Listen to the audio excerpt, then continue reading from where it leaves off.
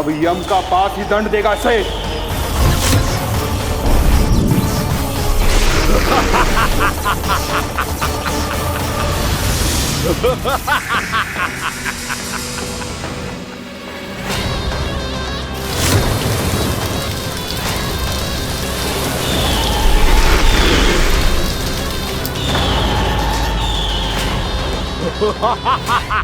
तूने जल की धार को भले ही काट दिया हो दुष्ट, पर हिम में धार नहीं होती। अब मेरी हिम शक्ति तुझे जमा कर नष्ट कर देगी।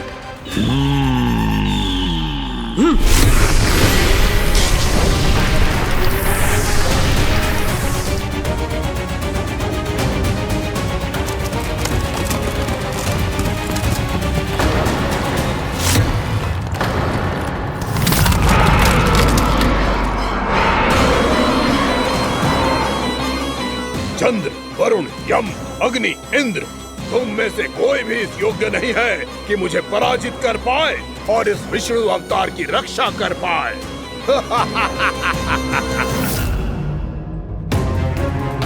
इस असुर को देवता कुछ ना बिगाड़ पा रहे हैं।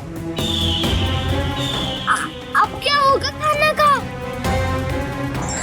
बकासुर, मैं अपनी किरणों की ताप से तुझे छलनी छलनी कर दूंगा।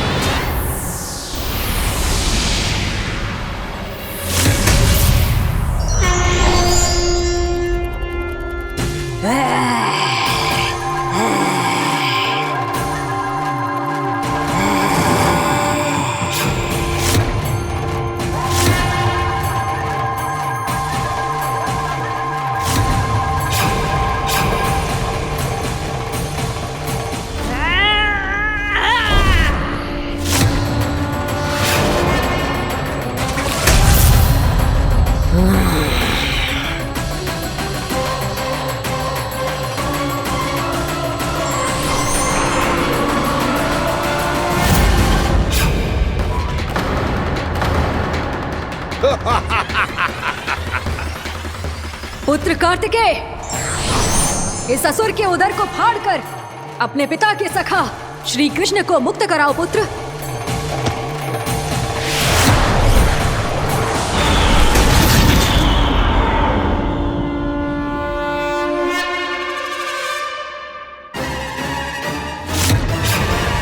मैंने कहा था, तुम में से कोई भी मेरा बाल भी बांका नहीं कर पाएगा। तुम देवताओं का तो सामर्थ्य ही क्या, स्वयं देवों के देव महादेव भी मेरा कुछ नहीं बिगाड़ पाएंगे। कृष्ण को अपने उदर में ही पचा जाऊंगा मैं।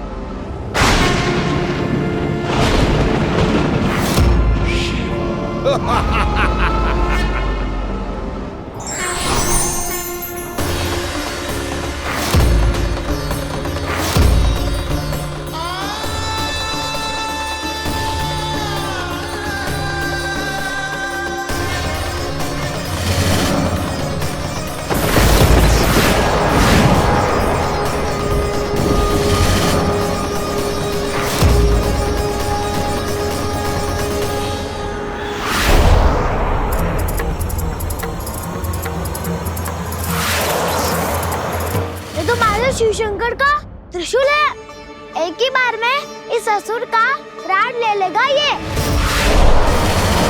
हाँ, महादेव का त्रिशूल।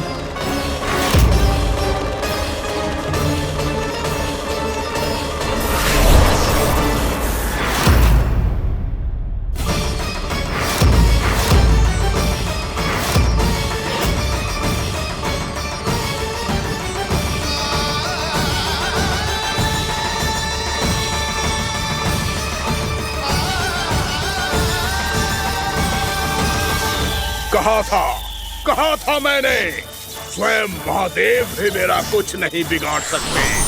अजय हूं मैं, अजय।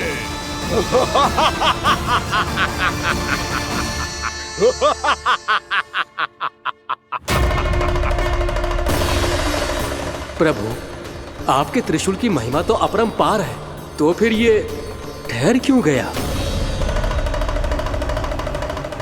आपने अपने त्रिशूल को वापस क्यों ले लिया महादेव?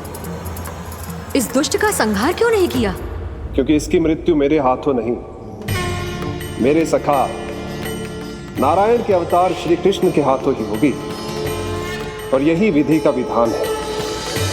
पर पिताजी, श्री कृष्ण तो इस असुर के उदर में फंसे हुए हैं, हम उन्हें मुक्त कैसे कराएंगे? ये उन्हें स्वयं ही मुक्त करेगा पुत्र। श्री कृष्ण अपने अपमान से क्रोधित नहीं होते, पर अपने भक्तों का अपमान वो क्षण भर भी सहन नहीं कर पाते। वकासुर यही भूल कर रहा है, हम सबका निरंतर अपमान करके वो उन्हें क्रोध दिला रहा है। वो ये नहीं जानता कि शीघ्र ही उन्हें अपने उदर में रख पाना उसके लिए असंभव हो जाएगा।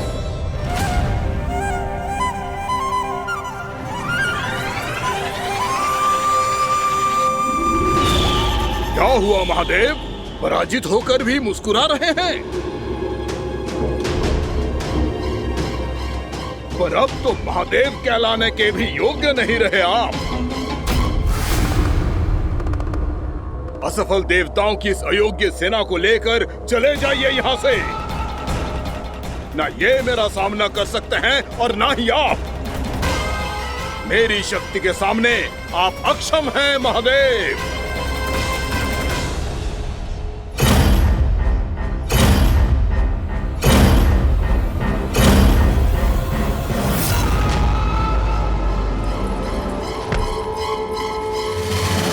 सुधा, जिस दुष्ट ने मेरे लल्ला को निगलो है ना, भीतर से जलेगो, छटपटाएगो, पीड़ा से कराएगो। जिस दुष्ट ने मेरे लल्ला को निगलो है ना, भीतर से जलेगो, छटपटाएगो, पीड़ा से कराएगो। ये क्या हो रहा है मुझे?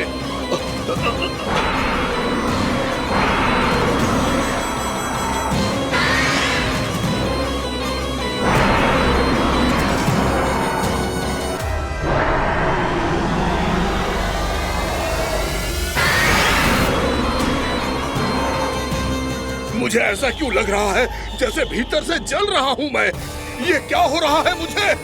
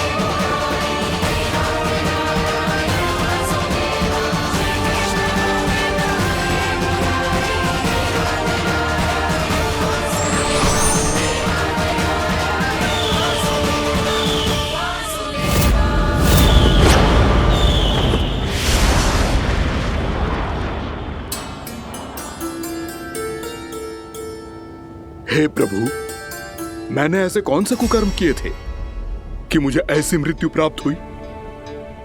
और ऐसे कौन से सुकर्म किए थे? क्या आपके हाथों से मुझे मोक्ष प्राप्त हुआ है प्रभु? में स्मरण करो, हे जरीस की पुत्र वक्कासुर। स्मरण करो, कैसे अपने पिता की तरह अभिमान से भरे हुए थे तुम। स्मरण करो, कैसे हमें पराजित करने के लिए पूरी सृष्टि को संकट में डाल दिया था तुमने, और हमें विवश होकर पराजय स्वीकार करनी पड़ी थी। स्मरण करो, कैसे तुमने देवराज इंद्र का छत्र चुरा लिया था। पर यह सब भी पर्याप्त नहीं था वक्कासुर।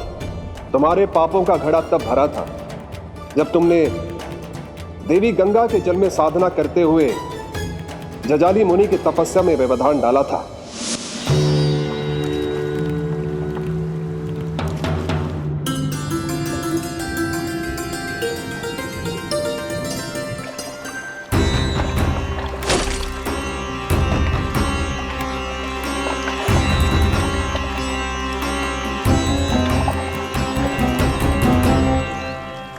रुक क्यों गए चालक?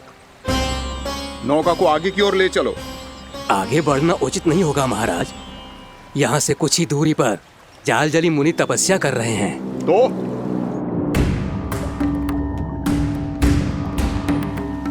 मेरे मत्स्य आखेट के क्षेत्र में इसने तपस्या करने की भूल की है।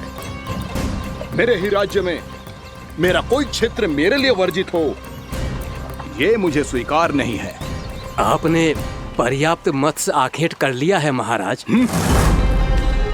यदि तुम इन मछलियों का आहार नहीं बनना चाहते हो, चुपचाप मेरी आज्ञा मानो। क्षमा, क्षमा महाराज।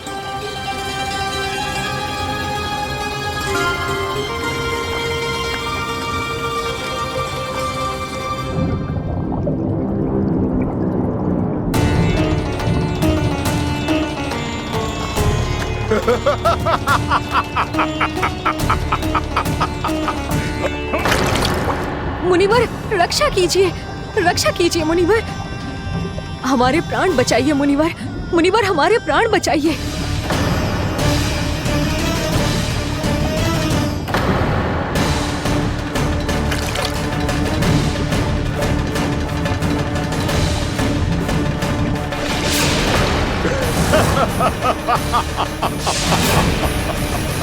ठहर जाओ असुरराज। इन मछलियों को हानि ना पहुंचाओ। क्यों मुनि? अब मछलियां पकड़ने के लिए मुझे तुमसे आज्ञा लेनी पड़ेगी। तुमने तपस्या करने से पहले किससे आज्ञा ली थी? मां गंगा से, इस जल में रहने वाली सभी मछलियों से। इस उपकार के बदले इन सभी मछलियों को रक्षा करने का वचन दिया था। इसीलिए असुरराज, मैं शांति से कह रहा हूं, इस स्थान को अशुद्ध ना करो। चुपचाप यहां से चले जाओ, नहीं तो इसका परिणाम अच्छा नहीं होगा।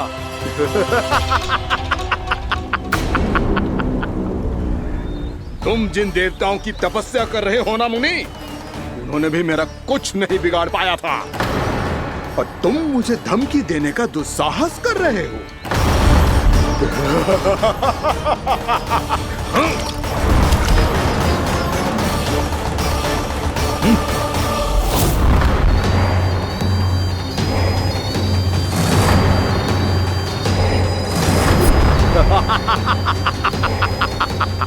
मूर्ख, विचारों से तो तू राक्षस है ही, और स्वभाव से उस बगुले की तरह है जो भूख ना होने पर भी उन निर्दोष मछलियों को आहार बनाता रहता है। इसलिए अभी इसी क्षण से तू वकुला का जीवन जिएगा। ये मेरा श्राप है, ये मेरा श्राप है।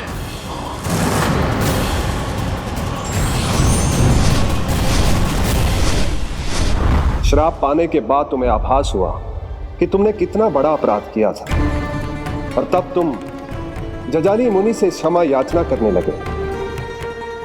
तुम्हारे अपराध बोध को जानकर मुनि श्रेष्ठ शांत हुए और उन्होंने तुम्हें वरदान दिया।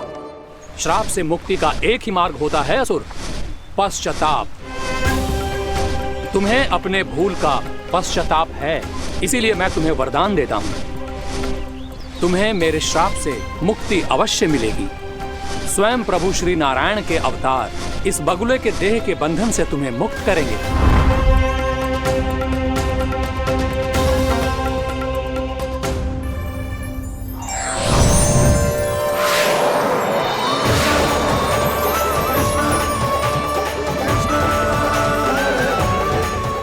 हम स्वीकार करें प्रभु।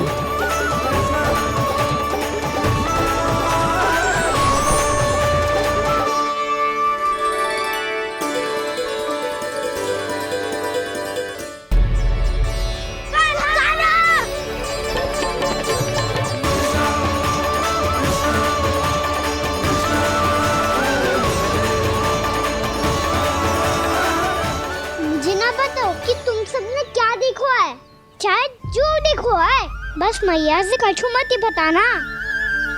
कान्हा!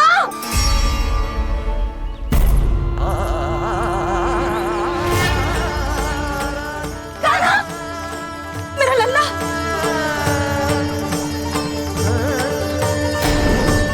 भानु बता रहा था तुझे कोई असुर पंछी निकल गया था। हाँ?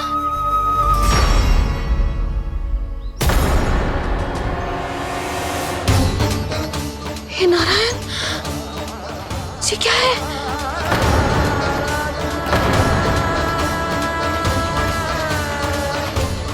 ये सब कैसे हुआ लल्ला? हाँ? कोई बताएगा मुझे ये क्या है?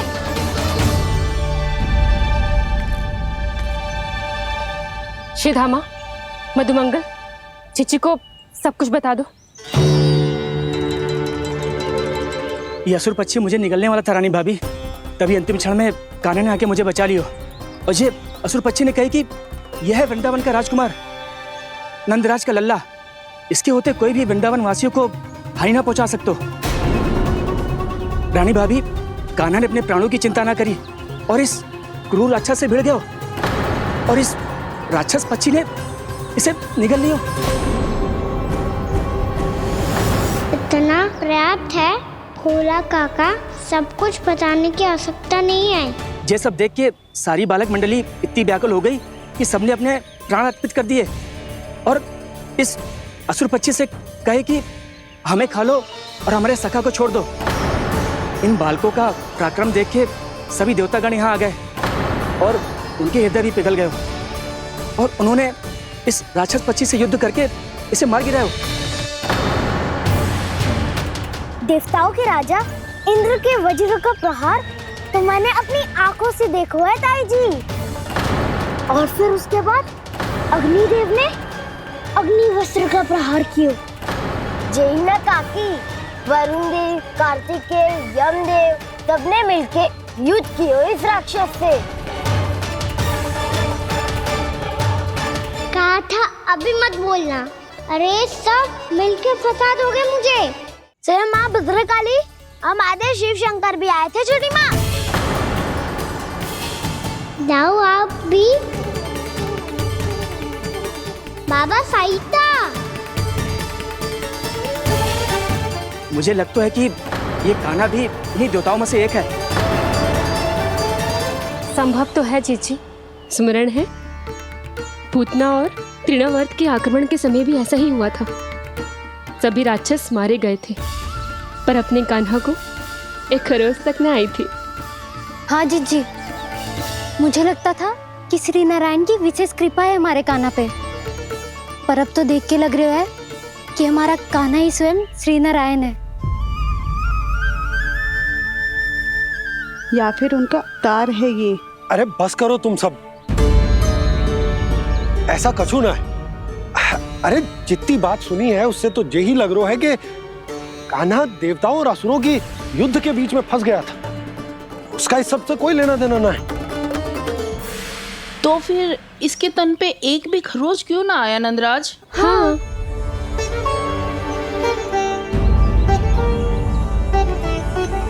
है काकी, खरच तो है। दिखा लल्ला। भैया बात पीड़ा आ रही है, कुछ करो ना। चिकोपिया भी ना अति करती है। श्री नारायण का अवतार हो तो इतनी तनिक सी खरोच पे ऐसे रो तो क्या? बस बहुत होगा। अब तो तुम सबने सीमा ही पार कर दी है। कभी से श्री नारायण बुलाते हो, कभी श्री नारायण का अवतार। तनिक कछु हो ना जाता है कि तुम सब कहानियां बुनने लगती हो। जे बस साधारण सा बालक है, मेरा लल्ला है जे, इसे भगवान मत ही बनाओ।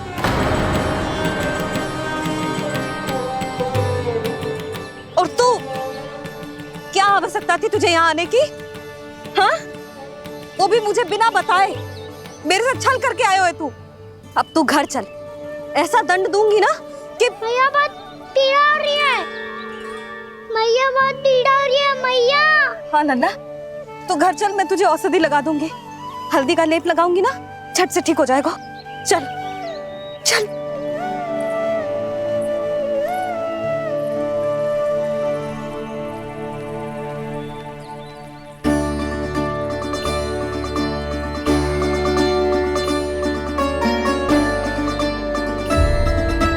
मैया बहुत पीड़ा हो रही है मैया।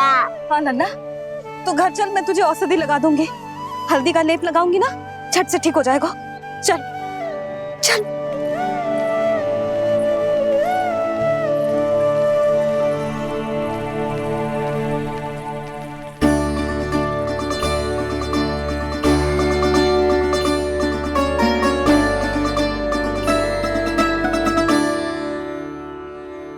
बस लल्ला बस, रो मत।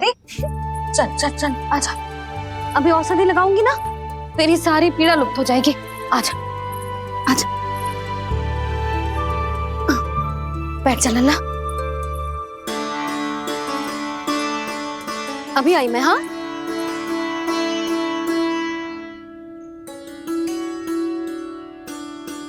मैया। अरे तो अभी तक रो है? क्या कह रही थी सारी गोपियां? बता। के मेरा लल्ला श्री नारायण का अवतार है, दिव्य है, भगवान है। और जो भगवान इतनी छोटी सी चोट पे रोते हैं क्या? इतनी तो लगी भी ना है तुझे, जितना तो तू आ ऊ कर रो है।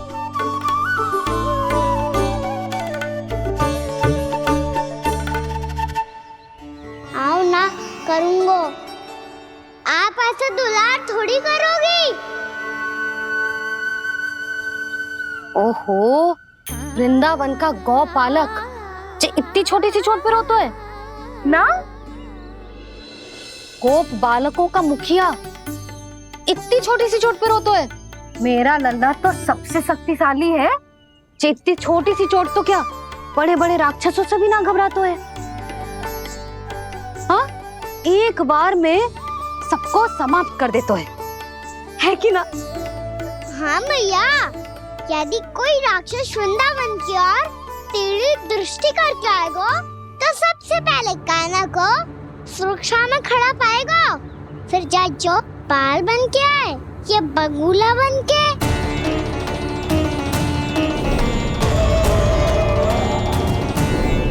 ना लल्ला, सोचो भी मती।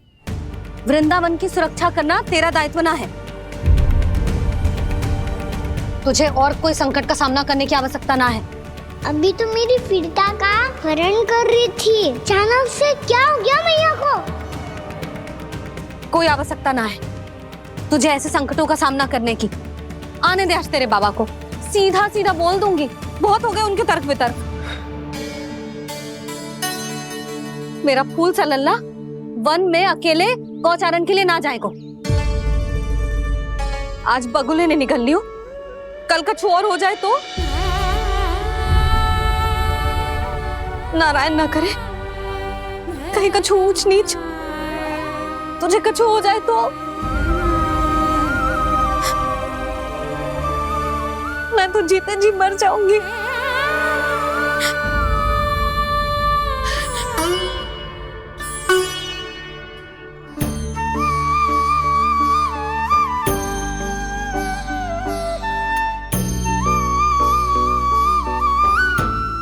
लल्ला की वीर मैया इतनी से बात तो रोती है क्या? क्या करूं कान्हा, तुझे ऐसे बार बार संकट के मुंह में जाते हुए ना देख सकती मैं। तो फिर मैया मैं वचन देता हूँ, आज के बाद मैं गौचारण के लिए तभी जाऊंगा जब आप आज्ञा दोगी। पक्का? छल ना करेगा ना मेरे साथ? मैंने कब छल करो मैया? अच्छा ठीक है, ना करूँ छल। यदि आपसे पूछे बिना बाहर निकलो तो तो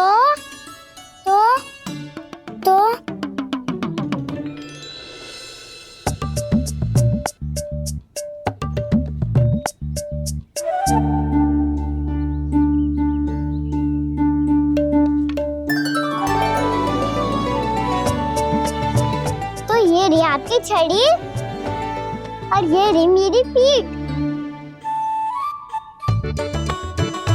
ठीक, बिना तापर तोड़। ठीक है, जब तूने अपना दंड निर्धारित कर ही लियो है तो सोच ले, अब अगर तूने मेरी बात ना मानी तो तोड़ तोड़ छड़ी पड़ेगी, समझ आई?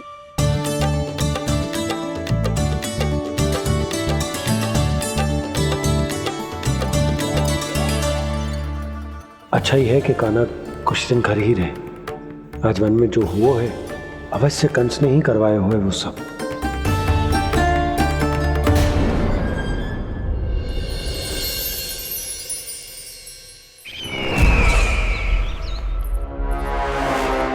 आपका ये धनुष तो सबसे अधिक शक्तिशाली था महाराज, ये कैसे टूट गया? कहीं ये बकासुर की पराजय का संकेत तो?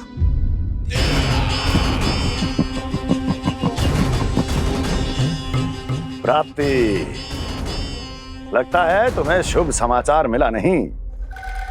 उस बकासुर ने उस विष्णु अवतार को जीवित ही निगल लिया है। अरे अब तक तो उस नन्हे से बालक को पचा भी चुका होगा वो। उसके तन में रक्त बनकर वो विष्णु अवतार और उसकी शक्तियां दौड़ रही होंगी। क्षमा कीजिए महाराज। क्षमा कीजिए, इस अशुभ से मुख से शुभ समाचार आने दो। माथे के बल को ढीला करो, चेहरे पर मुस्कान लाओ और कहो, महाराज, वृंदावन में मातम फैल चुका है। मैं ऐसा ही करता महाराज, यदि सूचना सत्य होती तो।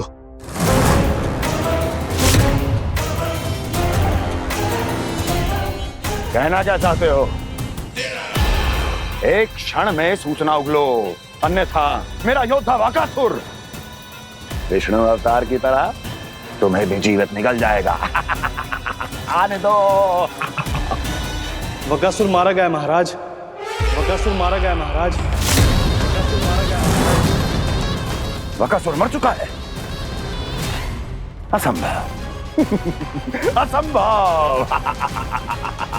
बकासुर ने उस बालक को निगल तो लिया था, पर उसकी सुरक्षा करने के लिए सभी देवता वहां प्रकट हो गए, पर फिर भी कोई बकासुर का सामना नहीं कर पाया। और फिर क्या हुआ? वो बालक स्वयं ही बकासुर के उदर से बाहर आ गया और उसकी चोंच तोड़कर उसकी हत्या कर दी।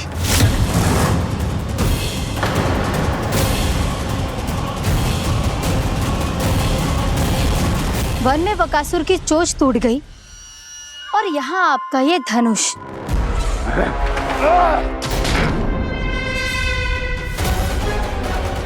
केवल नहीं टूटा तो आपका ये भ्रम महाराज। क्षमा कीजिएगा महाराज, आपका भ्रम टूटना आवश्यक है। आवश्यक है आपको यह आभास होना कि उस विष्णु अवतार को पराजित करने के लिए आपके साधारण योद्धाओं में वो सामर्थ्य नहीं है। वत्सासुर, पूतना, तृणावर्त, बकासुर, ये सब साधारण नहीं थे प्राप्ति, साधारण नहीं थे। फिर तो ये और भी अधिक चिंता का विषय है महाराज, क्योंकि इसका अर्थ तो यही हुआ कि वो विष्णु अवतार कुछ अधिक ही असाधारण है और उसका सामना करने के लिए और उसे मिट्टी में मिलाने के लिए आपको एक ऐसे अस्त्र की आवश्यकता है जो उसके सामने ना झुके और ना ही टूटे।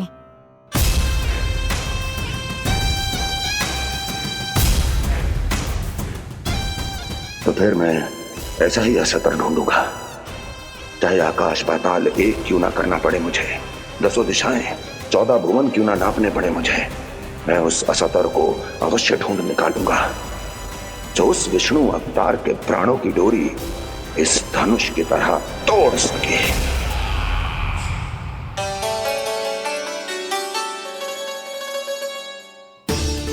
थैंक्स पापा, मैंने मैया को वचन दिया है कि जब तक नहीं चाहेंगी मैं वन नहीं जाऊंगा। इसलिए आप मुझे मारने के लिए कोई शक्तिशाली असुर ढूंढने में व्यस्त रहो। कुछ दिन तब तक मैं व्यस्त रहूंगा अपनी मैया की सेवा करने में।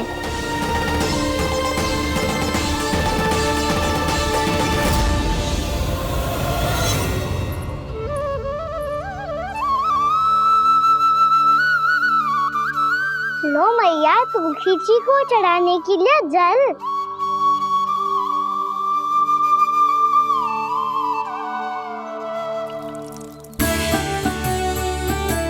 लो मैया, और आटा।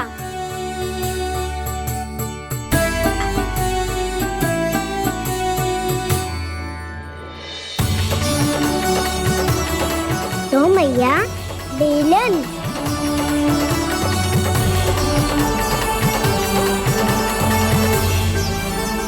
ले, तनिक खा ले। ओ मैया, भूख ना लगी है। बिना भूख के खाने से क्या लाभ? और तेरा जब पेट तो कह रहा है कि उसे भोजन चाहिए, और लाभ कैसे ना लल्ला? भोजन का लाभ है ना, तन को पोषण मिलेगो, स्वास्थ्य बनेगो, जे तेरी भुजाओं में शक्ति आ जाएगी ताऊ के जैसी, ताऊ से भी अधिक। तेरे जे केस भी लंबे हो जाएंगे। सच्ची मैया? सच्ची। माप के देख लियो नित्य दिन। तनिक खा।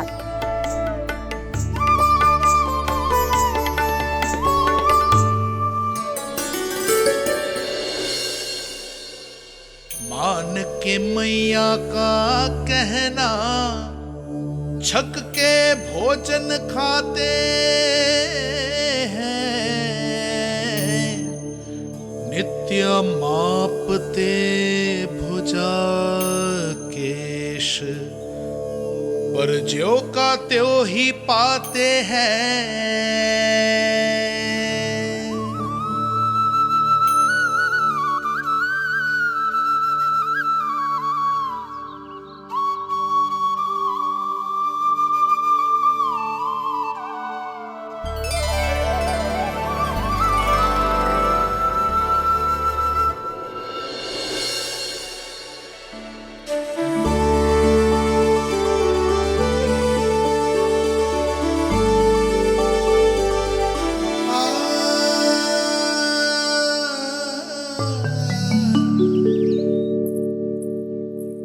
ले लल्ला, फल खा ले। ना, मुझे ना खाने फल वल। क्यों? लंबे केस और शक्तिशाली भुजाएं ना चाहिए? व्यर्थ है ये सब। पिछले 10 दिनों से देख रहा हूँ, ना केस लंबे हुए हैं, ना भुजाएं शक्तिशाली बनी है। 10 दिन में का चुनाव होने वाला। 10 सप्ताह ऐसे खाएगो ना, तब जाके कछु बदलाव दिखेगो। समझ आई? चल अब खा ले। वैसे भी मुझे बहुत सारी तैयारियां करनी है आज। इसीलिए मैया, एकादशी के व्रत के लिए लल्ला। सुनो जी, सारी सामग्री आ गई? हाँ, तुमने जो कही थी सब ले आए हूँ।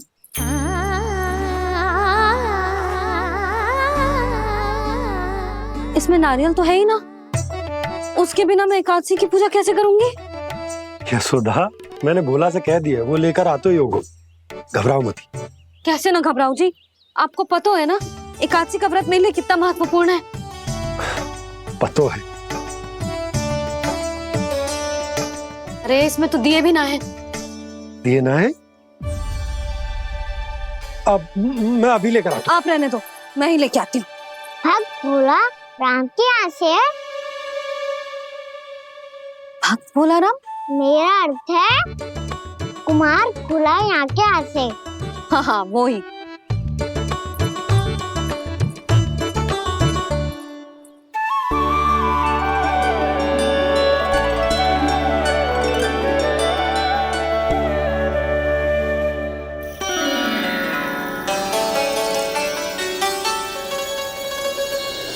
श्री हरि, श्री हरि, मेरे श्री हरि।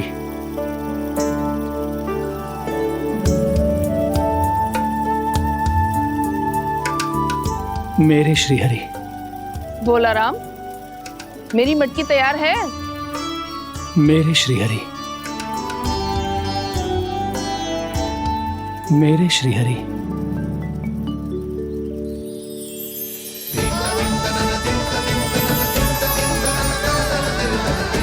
भोला राम,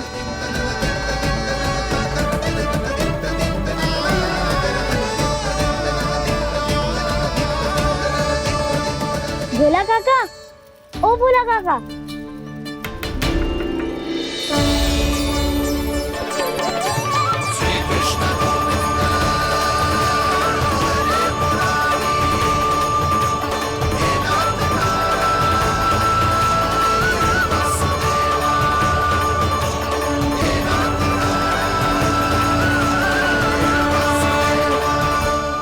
अरे श्री हरि प्रसन्न हो गए। मेरे श्री हरि आ गए, मेरे भगवान आ गए। मेरे श्री हरि आ गए, मेरे भगवान आ गए। मेरे श्री हरि आ गए, मेरे भगवान आ गए। मेरे श्री हरि आ गए, मेरे भगवान आ गए। मेरे भगवान आ गए, मेरे घर मेरे भगवान आ गए।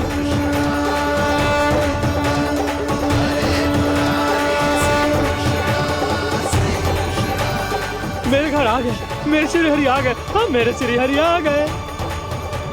जे तो बावले थे ही, अब बालकन को भी साथ में मिला लिए।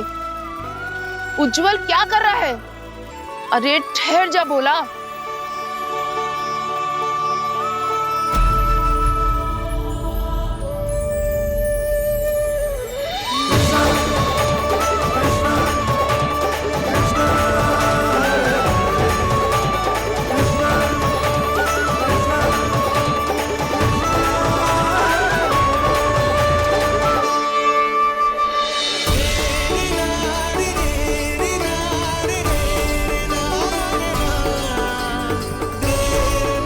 प्रेम से बुलाओ, आएंगे हरि भी।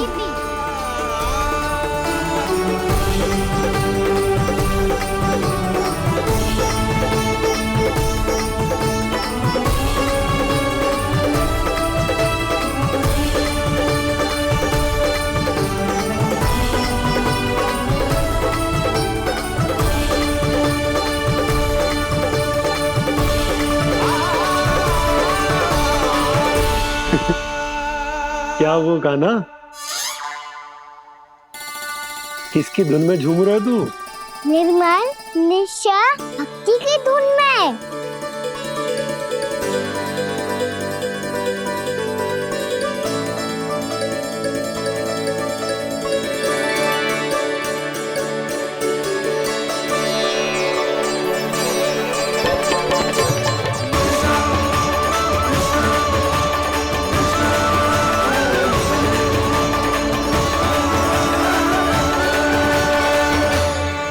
अरे क्या हो गया इन्हें? बावले हो गए हैं क्या? ठहरो, कोई आवश्यकता ना है ऐसे बावलों की तरह नाचने की।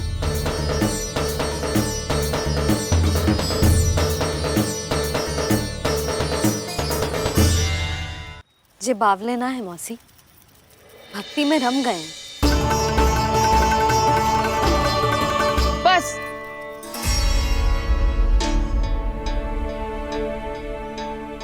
हम सब कब से खड़े हैं यहाँ, पर तुम्हें कुछ ध्यान ही रहा है।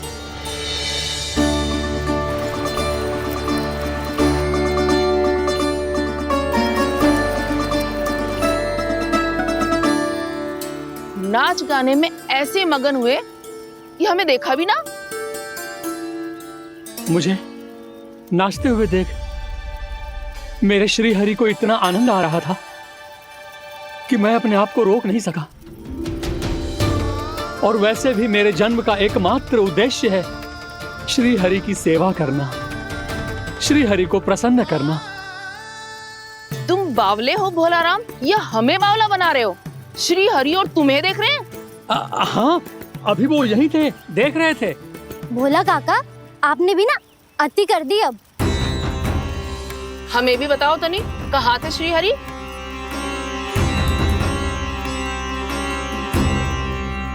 ना जाने अपना उपहास करवाने में क्या आनंद आता है इन्हें।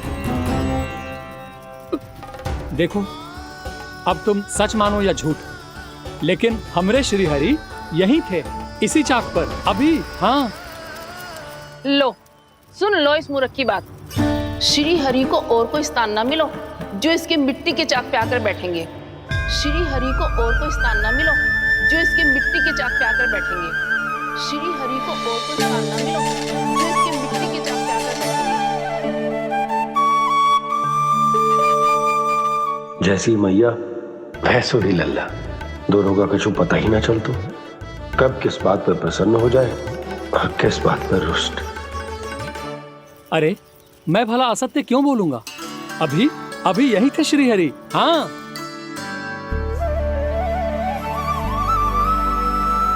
हाँ, जैसे श्री हरि को तो कोई कार्य है ही ना, वो तो आतुर होके बैठे रहते हैं कब तुम हरि हरि बुलाओ और वो दौड़े चले आए।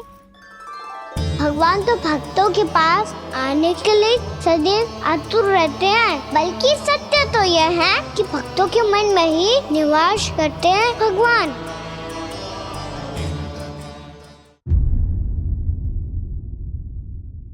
अरे मैं भला असत्य क्यों बोलूंगा? अभी अभी यही थे श्रीहरि। हाँ,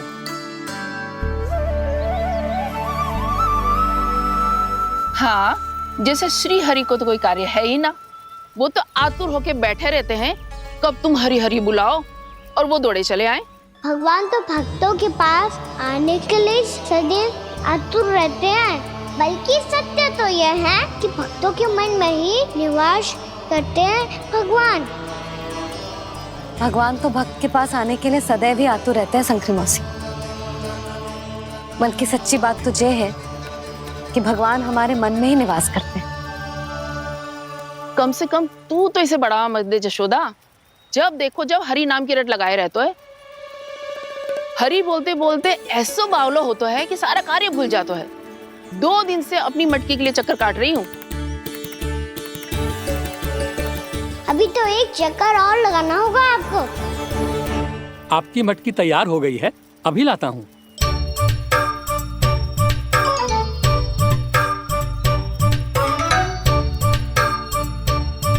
लो जी मटकी।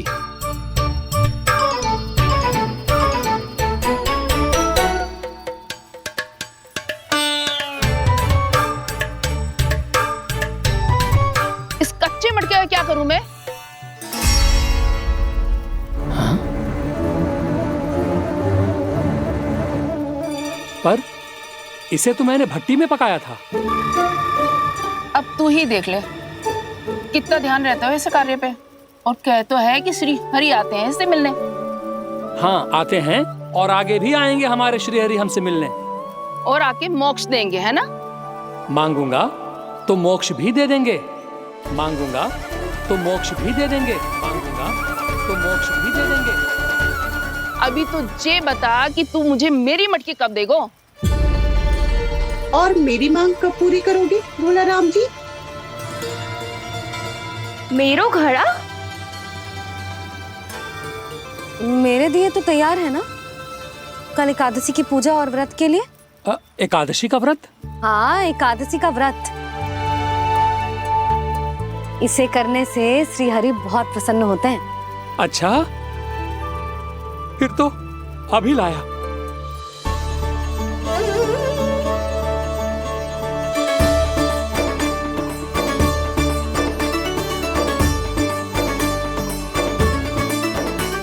लो जी आपके दिए।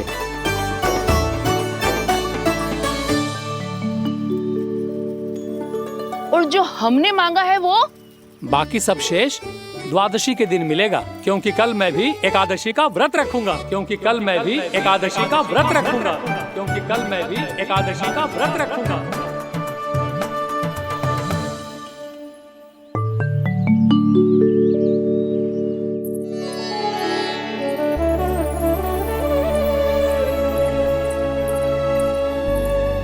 जानकी, फूलों का प्रबंध हुआ कि ना? हाँ भाभी, जे रहे। सदैव विलंब कराती है। पर भाभी इस बार तो फूल समय से ही लाई थी। क्या हुआ जशोदा? अभी तो पूजा की तैयारी ना हुई? देखो ना मौसी, ये जानकी ना कुछ छूट ही जाता है इसके कारण। एकादशी की पूजा और व्रत आते ही जसोदा भाभी इतनी वग्र हो जाती है। ऐसो क्या होगा इस पूजा में?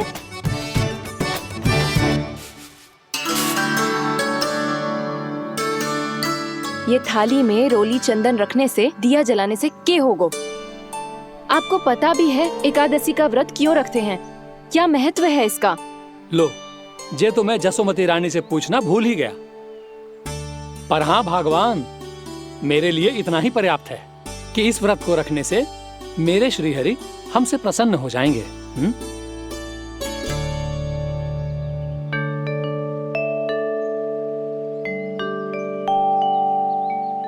नारायण ही जाने ऐसे कैसे पूजा करते हैं जे श्री हरि की एक मूर्ति तक ना है इनके पास।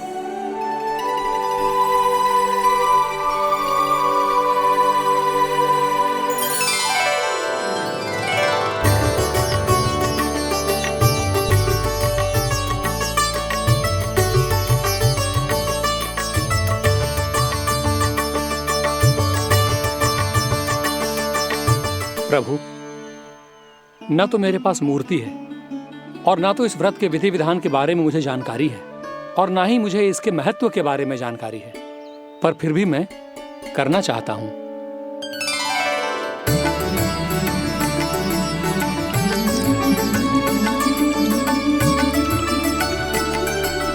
इसीलिए मैं दृढ़ संकल्प लेता हूं,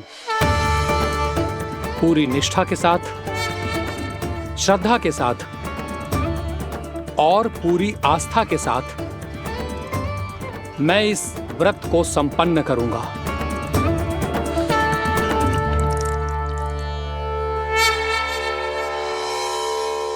हम संकल्प लेते हैं कि एकादशी के व्रत को पूरी निष्ठा के साथ संपन्न करेंगे।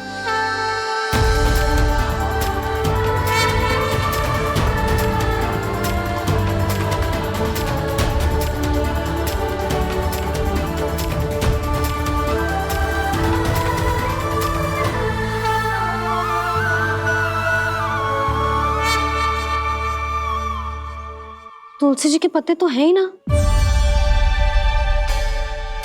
श्री नारायण को तुलसी जी के पत्ते के बिना भोग ना चढ़तो है। जानकी, तुलसी के पत्ते कहाँ हैं?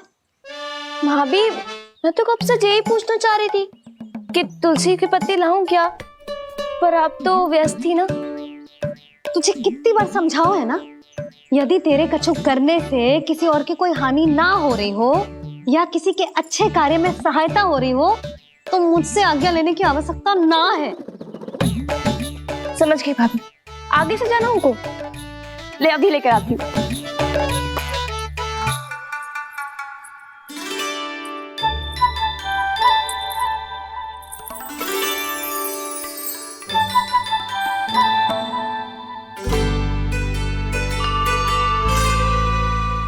ताऊ, आपने पहले ये व्रत करो है? आपको इसका महत्व पता है? भाभी चलो। जानकी, तुमने ये व्रत करो है? फिर तुमको इसका महत्व पता है? सुमति जी, आपको पता है इसका महत्व? कान्हा, क्यों तंग कर रहे हो सबको? मैया, सबने करो ये व्रत, मुझे भी करना है।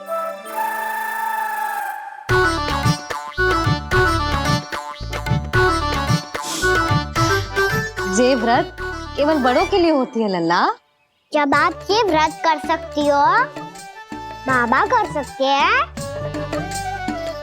ये सारी गोपियां कर सकते हैं, वो भी कर सकते हैं, तो मैं क्यों ना कर सकता? क्योंकि तू कल तक भूखा ना रह पाएगा लल्ला।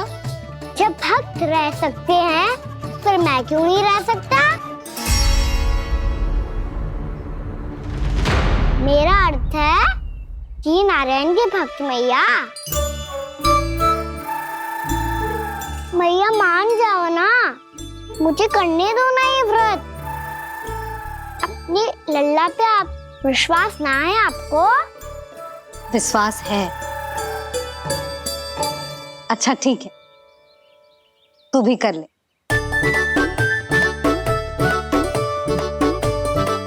पर मैया व्रत की कथा तो सुनाओ, मैं तो अबध हूँ ना। मुझे कैसा पता चलेगा कि ये व्रत करते क्यों हैं?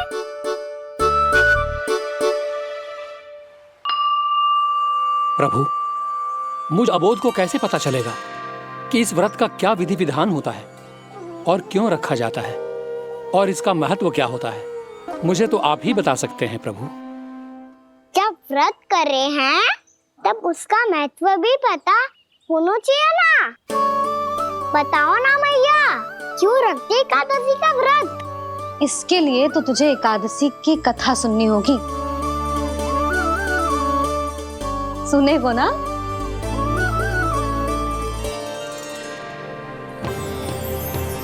वसुदेव सुतं देवं कंसचाणूरमर्दनम्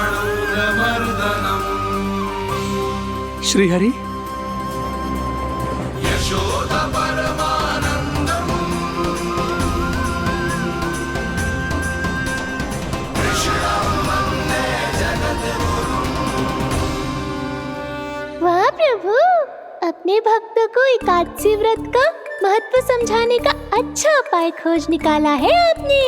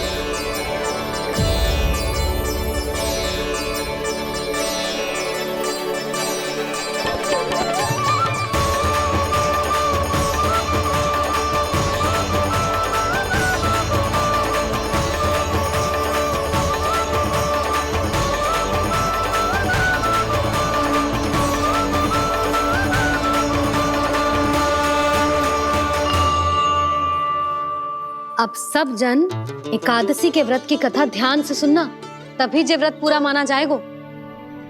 समझो लल्ला?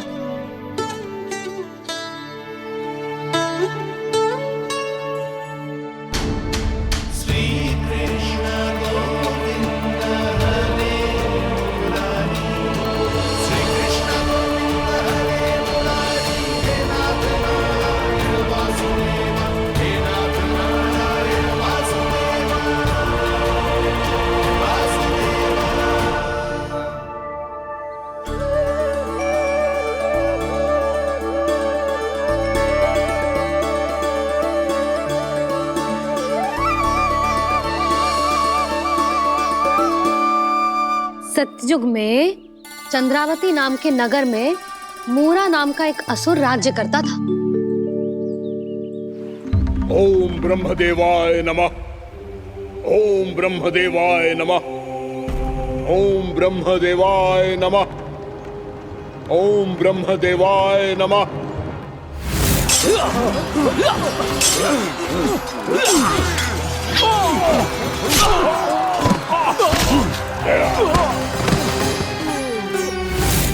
ओम ब्रह्मदेवाय नमः। ओम ब्रह्मदेवाय नमः।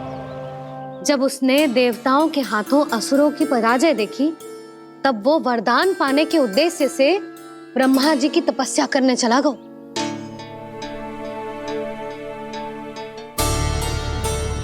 शीघ्र ही मूरा की तपस्या सफल हो गई और ब्रह्मदेव जी उससे प्रसन्न हो गए। ओम ब्रह्मदेवाय नमः। ओम ब्रह्मदेवाय नमः। ओम ब्रह्मदेवाय नमः। ओम ब्रह्मदेवाय नमः। ओम ब्रह्मदेवाय नमः। ओम ब्रह्मदेवाय नमः। ओम ब्रह्मदेवाय नमः। ओम ब्रह्मदेवाय नमः। ओम ब्रह्मदेवाय नमः। मूरा, प्रणाम ब्रह्मदेव। तुम्हारी तपस्या सफल हुई। बोलो, तुम्हें क्या वर चाहिए? सृष्टि के रचयिता ब्रह्मदेव, कृपया मुझे ऐसा वरदान दीजिए जिसकी सहायता से मैं त्रिलोकी विजयी बन जाऊं और कोई देवता मुझे पराजित ना कर सके। यहां तक कि देवताओं के रक्षक, सृष्टि के संचालक भगवान श्री विष्णु के लिए भी मैं अपराजय रहूं। तथास्तु, तथास्तु, तथास्तु। प्रणाम ब्रह्मदेव।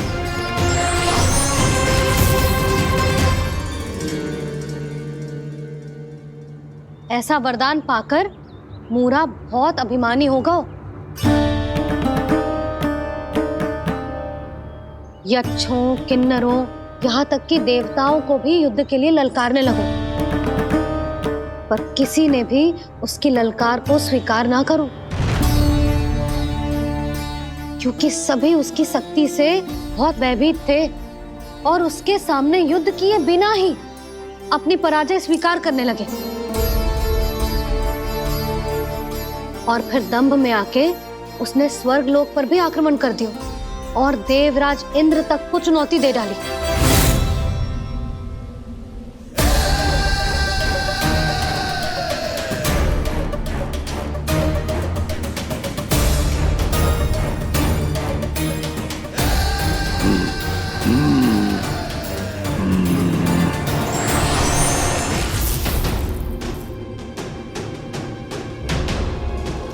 मैं प्रतीक्षा कर रहा हूं देवराज, क्या उत्तर है तुम्हारा? मुझसे युद्ध करोगे या फिर बिना लड़े ही पराजय स्वीकार कर मेरे अधीन हो जाओगे और सौंप दोगे मुझे अपना ये स्वर्ग लोक? सारी शक्ति तुम्हारे मुख में है या कुछ बाहुबल भी है तुम्हारे पास? मैं तुम्हारी चुनौती स्वीकार करता हूं मूरा, मैं तुम्हारी चुनौती स्वीकार करता हूं मूरा।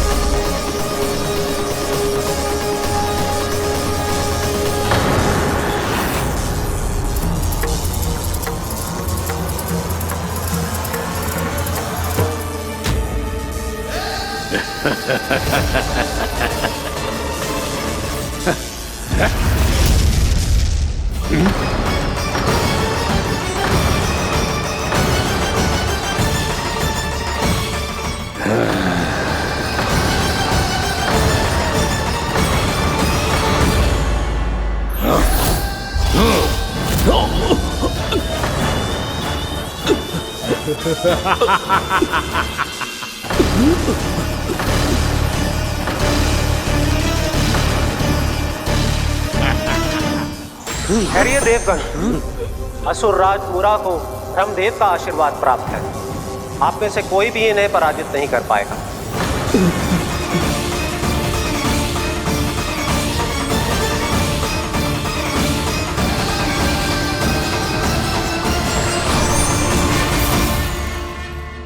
एक अवसर और देता हूं देवराज, युद्ध या अधीनता, क्या उत्तर है तुम्हारा देवराज?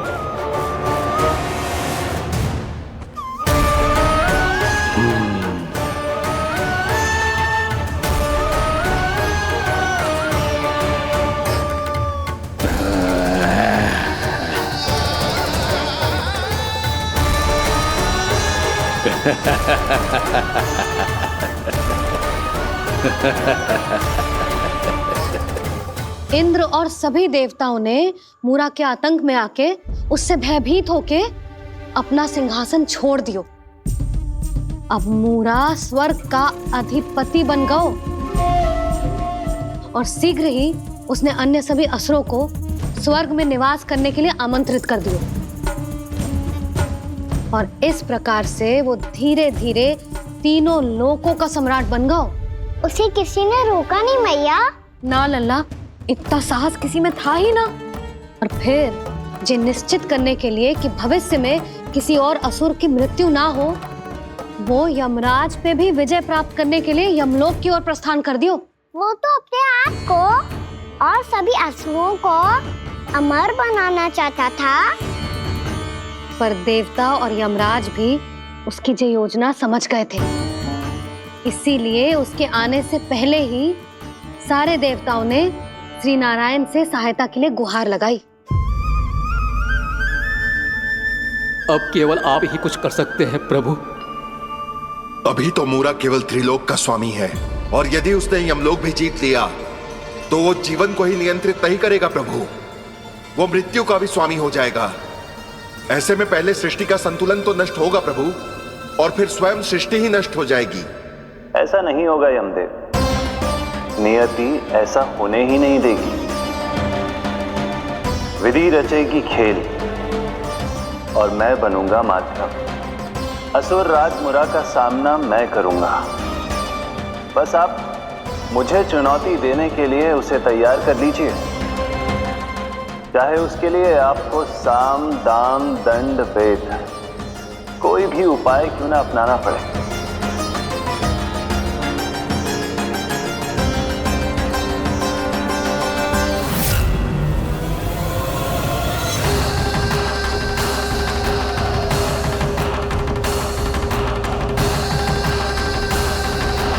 आप तो मेरी प्रतीक्षा में पहले से ही खड़े हैं यमदेव। तब तो आपने मेरी चुनौती के बारे में भी सुना ही होगा। कहिए, क्या उत्तर है आपका? मेरा स्वागत करके अपना राज्य त्यागेंगे या मेरा सामना करके अपने प्राण? असुर राज मुरा का सामना मैं करूंगा। बस आप मुझे चुनौती देने के लिए उसे तैयार कर लीजिए, चाहे उसके लिए आपको साम दाम दंड भेद कोई भी उपाय क्यों ना अपनाना पड़े।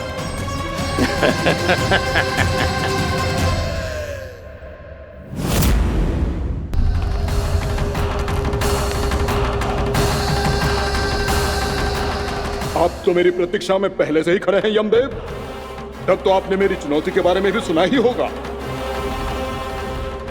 कहिए, क्या उत्तर है आपका? मेरा स्वागत करके अपना राज्य त्यागेंगे या मेरा सामना करके अपने प्राण? हे असुर श्रेष्ठ, मैं आपकी अधीनता स्वीकार करने के लिए तैयार हूं। बस एक विनती है मेरी। शर्त को विनती का नाम देकर पहलाना चाहते हो मुझे यमराज? असुर राज मूरा के सामने शर्त रख पाओ, इतना सामर्थ्य नहीं है तुम में। इसका आभास है मुझे असुरराज, पर मैं आपकी अधीनता स्वीकार करूं इससे पहले आपको स्वामी धर्म का पालन करना होगा। मेरे पुराने स्वामी के क्रोध से मेरी रक्षा करनी होगी आपको। कौन है तुम्हारा पुराना स्वामी? भगवान श्री नारायण। और छोटी माँ मूरासुर को तो श्री नारायण से भी रक्षा का वरदान प्राप्त था ना? यही तो श्री नारायण की लीला थी बलराम। पर वो राक्षस अपने दम में जे समझ ही ना पाओ कि वो क्या भूल करने जा रहा है। अब पहुंच गो भगवान श्री नारायण को चुनौती देने के लिए।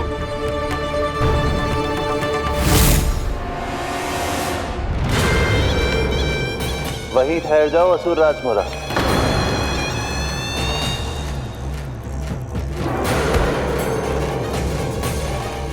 यहाँ क्यों आए? आपको पराजित करने और ये वैकुंठ जीतने, ताकि मैं यमलोक का स्वामी बन सकूं। फिर आओ, युद्ध भूमि में मेरा सामना करो।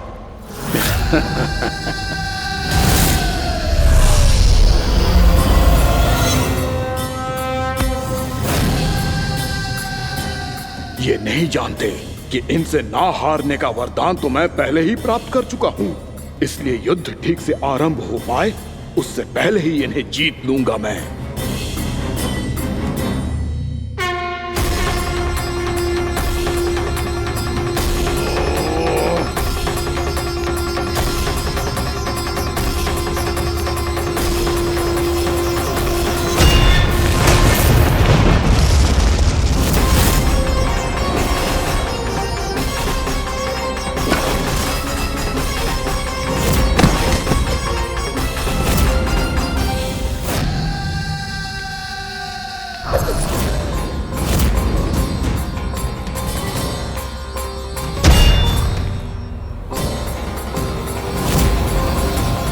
और इस प्रकार ये युद्ध वर्षों वर्षों तक चलता रहो।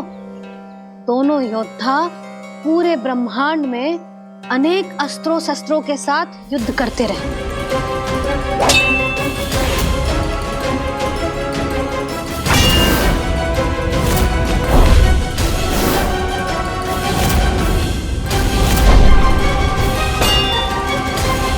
फिर क्या हुआ मैया?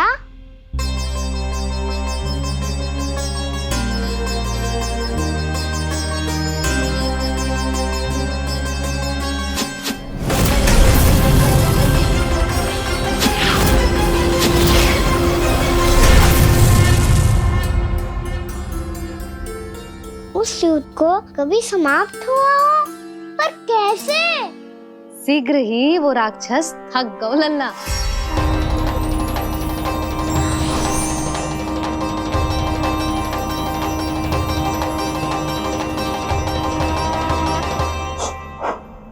खड़े खड़े देख क्या रहे हैं नारायण? आक्रमण कीजिए, वध कर दीजिए मेरा।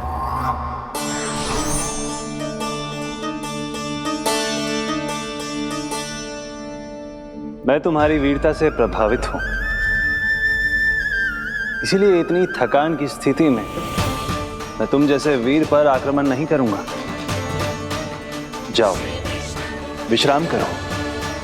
यदि फिर से युद्ध करने की इच्छा हो तो तुम्हारा स्वागत होगा।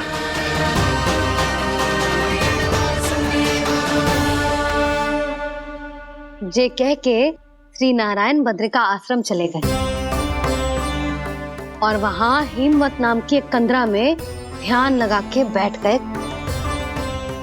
उधर वो राक्षस विश्राम करने लगो। अनेकों दिन बीत गए और अब वो राक्षस मूरा फिर से स्वस्थ होके बलवान हो गया था। उसने अपनी सारी शक्ति फिर से प्राप्त कर ली थी। श्री नारायण ने उस पर दया करी थी, पर वो फिर से श्री नारायण को छलने को तैयार होगा।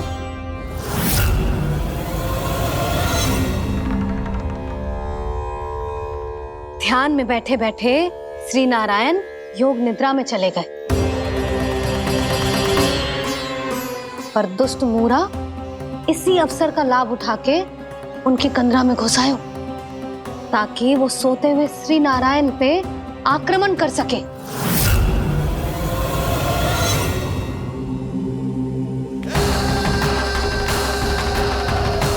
आज इस लंबे युद्ध को जीतकर अपने इस अंतिम शत्रु का भी अंत कर दूंगा मैं।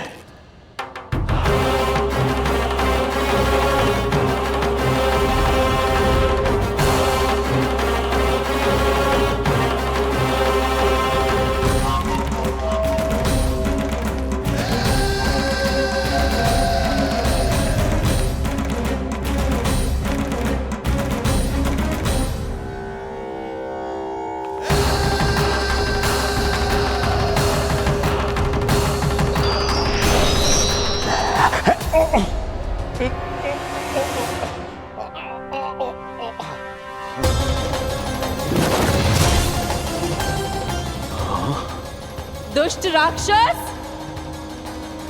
प्रभु ने तुझ पर दया की, तुझे संभलने का अवसर दिया। तू इन्हीं पर ही छल से वार करने चला है।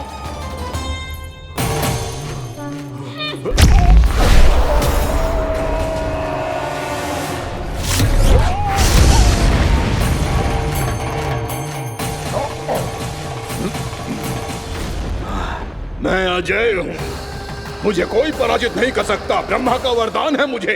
तूने नारायण से अपराजय होने का वरदान मांगा था मूर्ख, उनकी शक्ति से नहीं।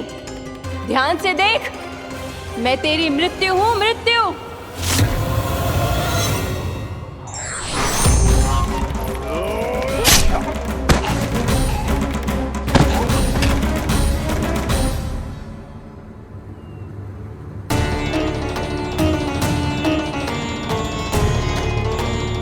वो देवी कौन थी छोटी माँ?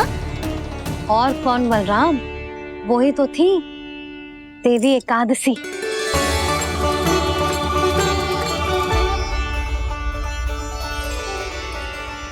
मुझे क्षमा कीजिए प्रभु, आपकी आज्ञा के बिना ही युद्ध करके आपके शत्रु को मृत्यु के घाट उतार दिया। क्षमा नहीं, आपकी तो प्रशंसा होनी चाहिए देवी। असुर राज को मारकर आपने सभी देवताओं को मुक्त करवाया है। इस पापी के अहंकार से तीनों लोकों की रक्षा की है आपने। आप एकादशी की तिथि पर मेरी एकादश इंद्रियों से उत्पन्न हुई हैं। इसीलिए मेरे सभी भक्त आपको उत्पन्न एकादशी के नाम से जानेंगे। सभी तिथियों में आपका स्थान सर्वश्रेष्ठ होगा। जिस तरह आपने राक्षस के आक्रमण से मेरी रक्षा की है, उसी प्रकार एकादशी के दिन व्रत करके जो भी भक्त आपकी कथा सुनेगा, मैं स्वयं उसकी रक्षा करूंगा। जो आपकी पूजा करेगा उसे मेरी विशेष कृपा प्राप्त होगी और उसके साथ साथ उसे मिलेगा धन, सिद्धि और मोक्ष।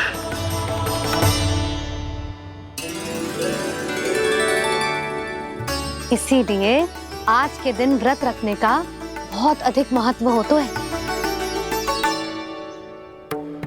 बोलो एकादशी मैया की जय। बोलो श्री नारायण भगवान की जय।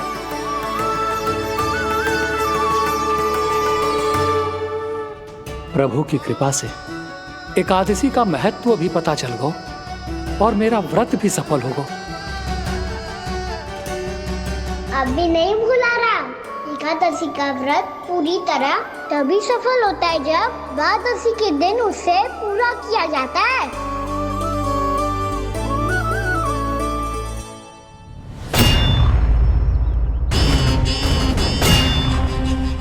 आवश्यक है आपको यह आभास होना कि उस विष्णु अवतार को पराजित करने के लिए आपके साधारण योद्धाओं में वो सामर्थ्य नहीं है। वो विष्णु अवतार कुछ अधिक ही असाधारण है।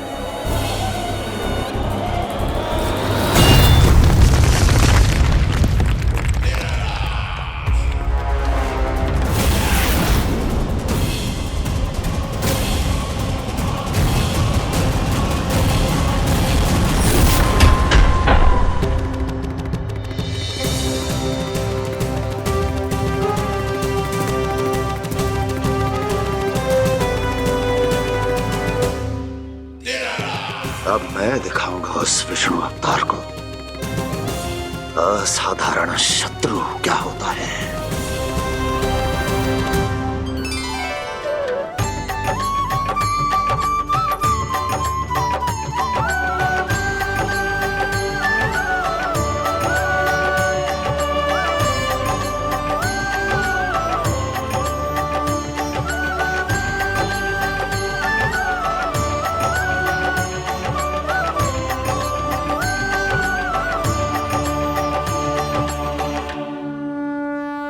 मामा अधीर हो रहे हैं, पर मैया ने मुझे अभी तक बाहर जाने की आज्ञा नहीं दी है। अभी उन्हें किसी और राक्षस को यहाँ भेजने से रोकने के लिए मुझे ही कुछ करना होगा।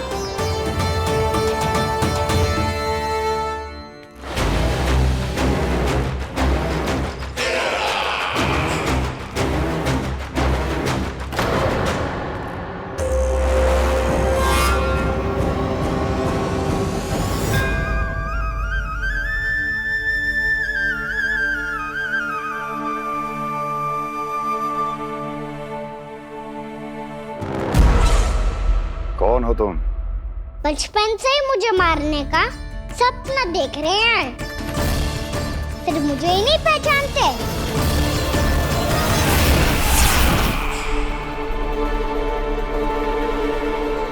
बचपन से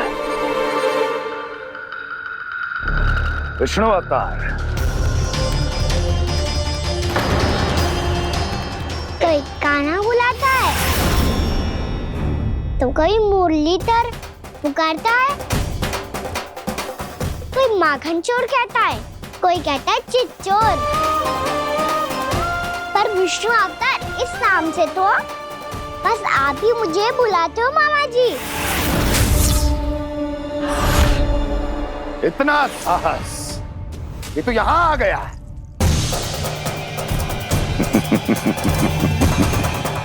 यहां आ तो गया तू विष्णु अवतार, किंतु यहां से जीवित नहीं जाएगा। तेरे शीश को तेरे धड़ से अलग कर दूंगा मैं।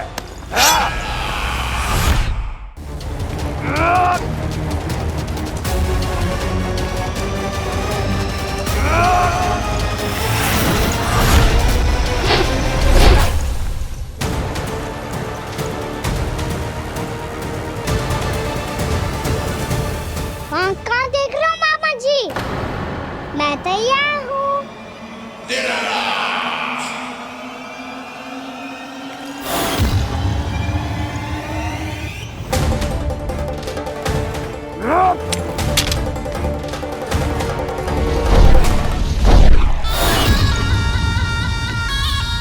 मामा जी, आप सदैव इसी तरह क्रोध में रहते हो क्या?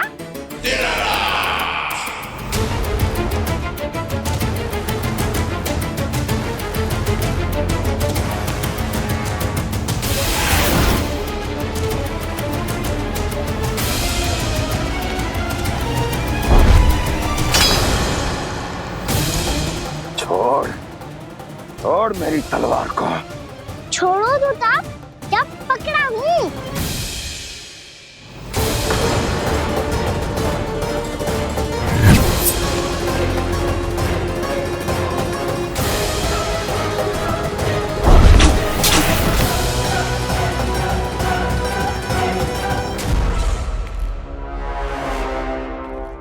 मामा जी,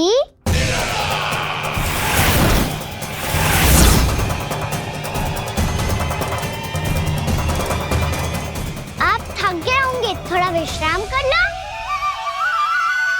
आपका तो पता नहीं, मैं अवश्य थक गया हूँ।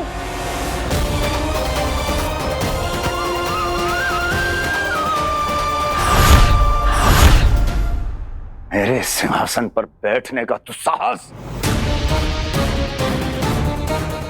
अभी तो बस अभ्यास कर रहा था मामा जी। भविष्य में मुझे तो बैठना है यहाँ। आपने बल प्रयोग करके से अपने पिताजी से छीना था, मैं आपसे छीन लूंगा। जो छल और बल से लिया जाए वो अधिक समय तक टिकता नहीं है मामा जी।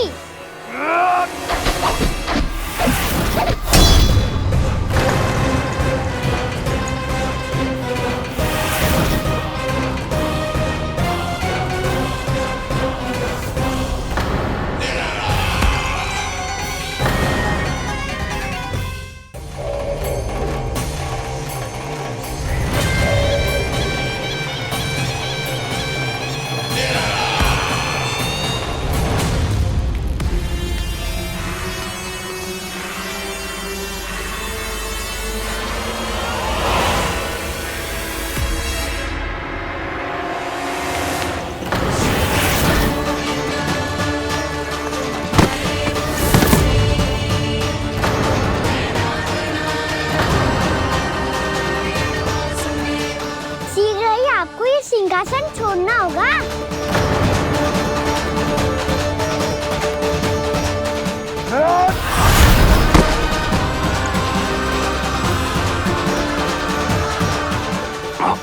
वो मेरा सिंहासन छीनना चाहता। वो आ रहा है, वो आ रहा है। सैनिकों, दुर्जन, बंद कर दो सभी द्वार और झरों के, सब के सब। इसकी हर संभावना पर इतना कड़ा पहरा बिठा दो कि ना तो कोई महल के भीतर आ सके, ना तो बाहर जा सके। मुझे महल की चप्पे चप्पे की सूचना चाहिए। जाओ।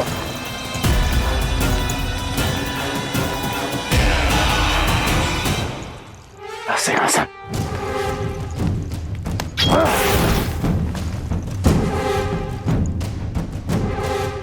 अब आ, दुष्ट मायावी, ए छलिया विष्णु अवतार, मैं कंस तेरी प्रतीक्षा कर रहा हूँ। देखता हूँ मेरे सिंहासन पर कैसे बैठता है तू। मुझे तो बस कुछ समय चाहिए था, वो मिल गया। अब करते रहिए आप प्रतीक्षा।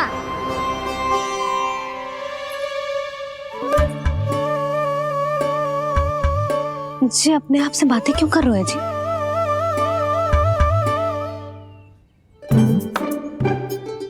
आप मुस्कुरा क्यों रहे हो?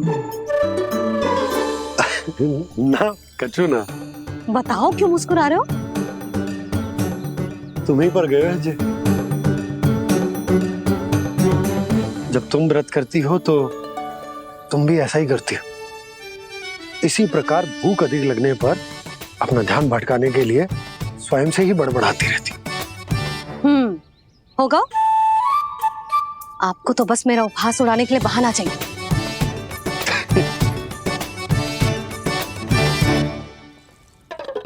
लल्ला भूख लगी है? ना मैया, व्रत करे तो भूख कैसे लगेगी?